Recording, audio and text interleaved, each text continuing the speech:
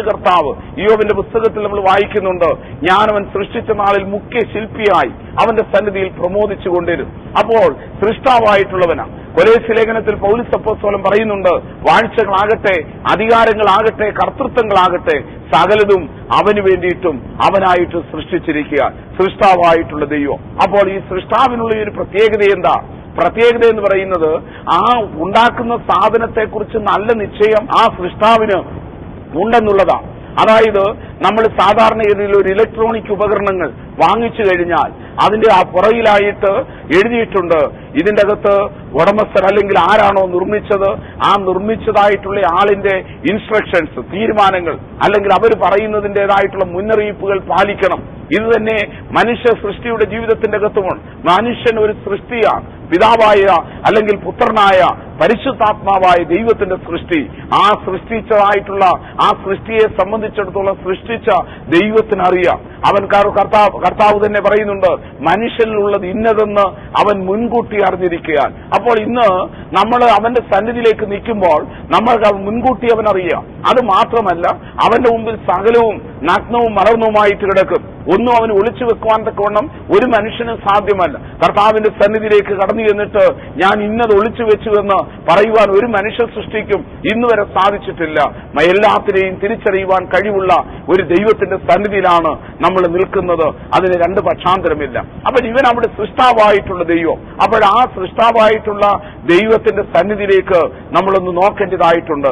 രണ്ടാമത്തേത് നമ്മൾ കണ്ടെത്തുന്നത്, അവൻ അവകാശിയായിട്ടുള്ളവൻ കൂടെയാണ്. അതായത് നമ്മൾ അവിടെ വായിക്കുന്നതായിട്ടുള്ള അവസരത്തിലുണ്ട്, അവൻ മുഖാന്തരം അവനെ സകലത്തിനും അവകാശിയാക്കി വെച്ചു. അവകാശിയായിട്ടുള്ളവൻ, അവകാശി എന്ന് പറഞ്ഞു കഴിയുമ്പോൾ അതിനൊരു പ്രത്യേകമായിട്ടുള്ള ഒരർത്ഥം കൂടെയുണ്ട്. എല്ലാവരും അവകാശികളല്ല. അവകാശികളാകുന്നിടത്ത് പലരെയും നമ്മൾ പിതാവ് അല്ലെങ്കിൽ പപ്പ എന്ന് വിളിക്കുന്ന കുഞ്ഞുങ്ങൾ ചിലരെയൊക്കെ വിളിക്കുന്നത് ഞാൻ കേട്ടിട്ടുണ്ട്. പക്ഷെങ്കിൽ ഈ അപ്പന്റെ സ്വത്തിന് അല്ലെങ്കിൽ അവർ പപ്പ എന്ന് ആരെയാണോ വിളിക്കുന്നത് ആ വ്യക്തികൾ ഇവർക്ക് അവകാശമൊന്നും കൊടുത്തതായിട്ട് നമ്മൾ കാണുന്നില്ല. എന്താണ് ഇതിന്റെ പിന്നിലുള്ള കാരണം? അവകാശിയാകണമെന്ന് വരികിൽ അതിന് ചില പ്രത്യേകമായിട്ടുള്ള നിയമങ്ങളുണ്ട്, ചില പ്രമാണങ്ങളുണ്ട്. ഒരു പിതാവിന്റെ സ്വത്തിന് അവകാശിയാകണമെങ്കിൽ അവന്റെ മക്കൾക്ക് മാത്രമാണ് അവകാശമായിട്ടുള്ളത്. അവകാശിയായി തീർന്നിട്ടുള്ളവൻ, അവന്റെ അവകാശമാണ് നമ്മുടെ ജീവിതത്തിന്റെ അകത്ത്. ഈ അവകാശിയെ തരുവാൻ തക്കവണ്ണം പിതാവ് സ്നേഹിച്ചു എന്നുള്ളത് മറ്റൊരു കാര്യം. ഈ അവകാശിയായിട്ടുള്ളവൻ തന്റെ അവകാശം നമുക്ക് വേണ്ടിയിട്ട് ചെലവഴിച്ചു എന്നുള്ളതാണ് ലോകത്തിലെ ഏറ്റവും വലുതായിട്ടുള്ള ഒരു കാര്യം. നമ്മൾ കൊരിന്ത്യർ ലേഖനത്തിലേക്ക് കടന്നു വരുമ്പോൾ നമ്മൾ അവിടെ വായിക്കുന്നുണ്ട്, നമ്മളെ സമ്പന്നരാക്കേണ്ടതിന് അവൻ നമ്മൾ നിമിത്തം അനുഭവിച്ച ദാരിദ്ര്യം എന്നുള്ള ദൈവകൃപ നമ്മൾ ഓർക്കുന്നല്ലോ. തന്നെത്താനായിട്ടുള്ള ഒരു സാഹചര്യമാണ് ഏറ്റവും അധികമായിട്ടുള്ളത്. നമ്മൾ നിമിത്തം അനുഭവിക്കുന്ന ദാരിദ്ര്യം അതൊരു പ്രധാനമായിട്ടുള്ള സാഹചര്യത്തിന്റെ ഉള്ളിൽ കൂടെയാണ് നമ്മൾ കണ്ടെത്തുന്നത്. ഇന്ന് ഈ സമയം നമ്മൾ ഇതിനെക്കുറിച്ച് ചിന്തിക്കുമ്പോൾ ഒരു പ്രത്യേകമായിട്ടുള്ള ഉദ്ദേശത്തോടും പ്രത്യേകമായിട്ടുള്ള താല്പര്യത്തോടും കൂടെ ആയിരിക്കണം. യേശു കർത്താവ് സൃഷ്ടാവാണ്. ഇബ്രായ ലേഖനത്തില് ഇബ്രായ ക്രിസ്ത്യാനികളോട് വളരെ ശക്തമായി ഈ ദൈവത്തിന്റെ പരിശുദ്ധാത്മാവ് പറയുക, സൃഷ്ടാവായിട്ടുള്ള ദൈവം, നിങ്ങളെ സൃഷ്ടിച്ച ദൈവം, ലോകത്തെ സൃഷ്ടിച്ച ദൈവം, ഈ കാണുന്ന ചരാചരങ്ങളെ സൃഷ്ടിച്ച ദൈവം, അവനിതിന്റെ അവകാശിയുടെയാണ്. അതിനെക്കുറിച്ച് നമ്മൾ സങ്കീർത്തനത്തിൽ വായിക്കുന്നു, സ്വർഗം ദൈവത്തിന്റെ സ്വർഗമാണ്, ഭൂമി അവന്റേതുള്ളതാണ്, ഭൂമി അതിന്റെ പൂർണ്ണതയും. 8-ാം സങ്കീർത്തനക്കാരൻ പറയുന്നു, യഹോവയ്ക്കുള്ളതാകുന്നു, ദൈവത്തിന്റേതാണ് ഈ ഭൂമി, അതിന്റെ പൂർണ്ണത അവന്റേതാണ്. ആ സൃഷ്ടിച്ച ദൈവം, അവകാശിയായിട്ടുള്ള ദൈവം, ഇതിന്റെ അവകാശവനാണ്. പലപ്പോഴും നമ്മുടെ സ്വന്തമെന്ന് നമ്മൾ വിചാരിക്കുന്ന പലതുമുണ്ട്. പക്ഷെ ഒന്ന് മനസ്സിലാക്കേണ്ടതായിട്ടുള്ള ഒരു കാര്യമുണ്ട്, ഇതിന്റെ അവകാശം നമുക്ക് ആർക്കുമില്ല. അത് ഇന്നല്ലെങ്കിൽ നാളെ നമ്മൾ ഇതിനെ വിട്ടിട്ട് കടന്നു പോകേണ്ടതായിട്ടുള്ള അവസരമുണ്ട്. ലോകം കണ്ടിട്ടുള്ള മലയാളത്തിലെ ഏറ്റവും നല്ല കവിയത്രികളിൽ ഒരാളാണ് സിസ്റ്റർ മേരി ബെനീജ്ഞ. അവരെ സംബന്ധിച്ചിടത്തോളം മേരി ജോൺ തോട്ടം എന്നുള്ള പേരിൽ ഒരു അധ്യാപികയായിട്ട് അവർ പ്രവർത്തിച്ചുകൊണ്ടിരുന്ന ഒരു കാലഘട്ടം. അതിനുശേഷം അവർ കന്യാസ്ത്രീയായി തീരുന്നതിന് വേണ്ടിയിട്ടുള്ള ശ്രമം നടത്തി. കന്യാസ്ത്രീയായി തീർന്നു കഴിഞ്ഞപ്പോൾ അവരവരുടെ ഭവനത്തോടും ഭൗതികമായിട്ടുള്ള സകലതിനോടും യാത്ര പറയുന്നത് ലോകമേ യാത്ര എന്ന് പറഞ്ഞുകൊണ്ടുള്ള ഒരു പ്രത്യേകമായിട്ടുള്ള പുസ്തകത്തിന്റെ ഉള്ളിൽ അവർ രേഖപ്പെടുത്തിയിട്ടുണ്ട്. അവരെഴുതിയിട്ടുള്ള ഒത്തിരിയധികമായിട്ടുള്ള കവിതകളുണ്ട്. അവരൊരിക്കൽ അവരുടെ കവിതകളിൽ ഒന്നിൽ ഇങ്ങനെ പാടി, സമർത്ഥനായ പ്രസിദ്ധനായ സീസറും പ്രസിദ്ധനായ സോളമനും ഞാൻ സാമർത്ഥ്യമറ്റ അനേക വൈജ്ഞാനികരും കാലചക്ര വിഭ്രമത്തിൽ അമർന്നുപോയി. നമ്മൾ കഥയെന്ന് പറയണ്ടു. ഒരിക്കൽ ഈ ജഗത്തെയും ജഡത്തെയും പിരിഞ്ഞു നാം പോയിടണം. വിസമ്മതങ്ങൾ ഒന്നുമേ ഫലപ്പെടാം.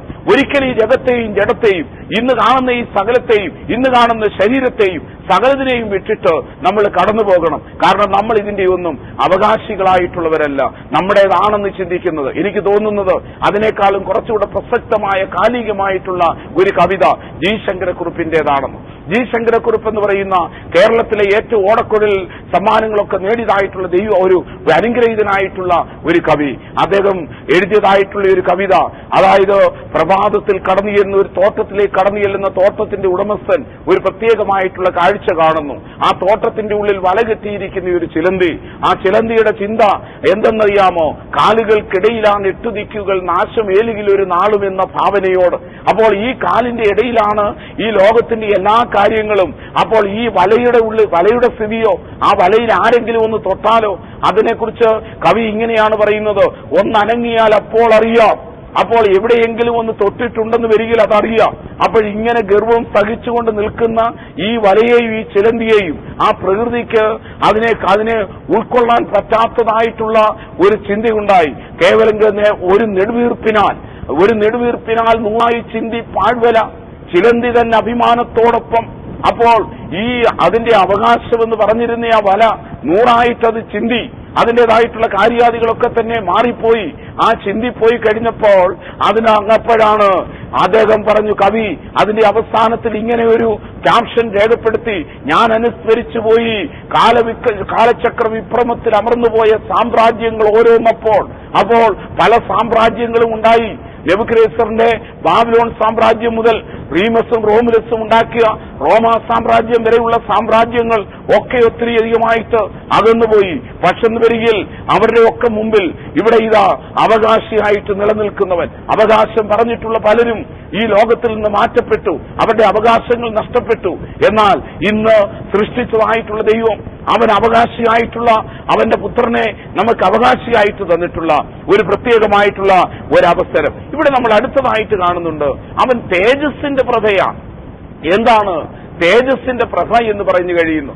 നമ്മൾ സൂര്യനെ കാണുന്നത് സൂര്യന്റെ കിരണങ്ങൾ കൊണ്ടാണ്, സൂര്യന്റെ രശ്മികൾ കൊണ്ടാണ് സൂര്യനെ കാണുന്നത്. ഇതുപോലെ തന്നെ പിതാവിനെ, ദൈവത്തെ കാണണമെന്നുണ്ടെങ്കിൽ യേശുവിൽ കൂടെ മാത്രമേ സാധ്യമാകത്തുള്ളൂ. അതുകൊണ്ടാണ് കർത്താവായ യേശു ക്രിസ്തു പറഞ്ഞത്, എന്നെ കാണുന്നവൻ എങ്ങനെയാ കണ്ടിട്ടുള്ളത്? എന്നെ കാണുന്നവൻ പിതാവിനെ കണ്ടിരിക്കുന്നു. അപ്പോൾ എന്നെ കേൾക്കുന്ന പ്രിയ സഹോദരങ്ങളെ, മനുഷ്യൻ അടുത്തുകൂടാത്ത വെളിച്ചത്തിൽ വസിക്കുന്ന ദൈവത്തെ കാണാൻ ബുദ്ധിമുട്ടാണ്. നമുക്കറിയാം, ഏദൻ തോട്ടത്തിൽ വെച്ച് മനുഷ്യനും ദൈവവുമായിട്ട് അഭേദ്യമായിട്ടുള്ള ഒരു ബന്ധമുണ്ടായിരുന്നു. എല്ലാ ദിവസങ്ങളിലും മനുഷ്യനും ദൈവവുമായി സംസാരിക്കുമായിരുന്നു. പക്ഷേ മനുഷ്യന്റെ ബുദ്ധിമോശം കൊണ്ട്, അവന്റേതായിട്ടുള്ള പ്രവർത്തനത്തിന്റെ ഉള്ളിലെ ആ കുറവുകൾ കൊണ്ട്, അവന് പറ്റിപ്പോയതായിട്ടുള്ള ഒരു പാളിച്ച കൊണ്ട് നമ്മൾ കാണുന്നത് അവൻ ദൈവത്തിന്റെ സന്നിധിയിൽ നിന്ന് വീണുപോയി. ആ വീണുപോയ മനുഷ്യൻ, പാപത്തിന്റെ അധീനതയിലായിട്ടുള്ള മനുഷ്യൻ, അവന് ദൈവവുമായിട്ട് അടുക്കാൻ തക്കവണ്ണം അവന് സാധ്യമല്ല. കാരണം പാപം ശരീരത്തിൽ വസിക്കുന്നതോടും പാപമുള്ള ശരീരത്തിന് ദൈവസന്നിധിയിൽ കടന്നു ചെല്ലാൻ പറ്റാത്തതുകൊണ്ട് ആ ദൈവവുമായിട്ടുള്ള ബന്ധം നഷ്ടപ്പെട്ടു പോയ മനുഷ്യനെ വീണ്ടെടുക്കുവാൻ ദൈവം കനിഞ്ഞു തന്നതായിട്ടുള്ള ഒരു അനുഗ്രഹമാണ് യേശു കർത്താവ്. അവനെ കാണുന്നവൻ പിതാവിനെ കാണുന്ന ആ ഒരു പ്രത്യേകമായിട്ടുള്ള ഒരവസ്ഥയിലേക്കാണ് നമ്മൾ കാണുന്നത്. മത്തായിയുടെ സുവിശേഷം 17-ാം അധ്യായത്തിലേക്ക് കടന്നു വരുമ്പോൾ താബോർ മലയിലേക്ക് കടന്നു ചെന്ന് രൂപാന്തരപ്പെടുന്ന യേശു കർത്താവിനെ നമ്മൾ കാണുന്നു. അവന്റെ ശരീരം ഒരലക്കുകാരനും വെളുപ്പിക്കാൻ കഴിയാത്തതായിട്ടുള്ള വെളുത്ത രീതിയിലേക്ക് മാറിയതായിട്ട് നമ്മൾ കാണുന്നു. ആ തേജസ്സിന്റെ പ്രഭ ഉൾക്കൊള്ളുവാൻ തക്കവണ്ണം സാധിക്കുന്ന ഒരു സാഹചര്യം ഞാൻ പറയട്ടെ, ഇത് തന്നെയാണ് പത്മോസിൽ വെച്ച് വിശുദ്ധ യോഹന്നാനും കാണുന്നത്. അതായത് യേശു കർത്താവിന്റെ മാറത്ത് ചാരിയിരുന്ന ശിഷ്യന്മാരിൽ ഒരാളായിരുന്നു യോഹന്നാൻ. യോഹന്നാനെ പോലെ കർത്താവ് വിശ്വസിച്ചിട്ടുള്ള മറ്റൊരു ശിഷ്യൻ ഉണ്ടായിരുന്നോ എന്ന് എനിക്ക് അറിഞ്ഞുകൂടാ. പക്ഷേ യോഹന്നാനെയാണ് താൻ ദൗത്യമേൽപ്പിക്കുന്നത്. തന്റെ സഹോദരന്മാരെ യേശു കർത്താവിന് അറിയാമായിരുന്നു. അപ്പോഴമ്മയെ അവർ നോക്കത്തില്ല എന്നുള്ളത് കർത്താവിന് നല്ല നിശ്ചയമായിരുന്നു. അതുകൊണ്ട് ക്രൂശിൽ കിടക്കുമ്പോൾ അദ്ദേഹം യോഹന്നാനെ വിളിച്ചു. യോഹന്നാനോട് പറഞ്ഞു, ഇതാ നിന്റെ അമ്മ.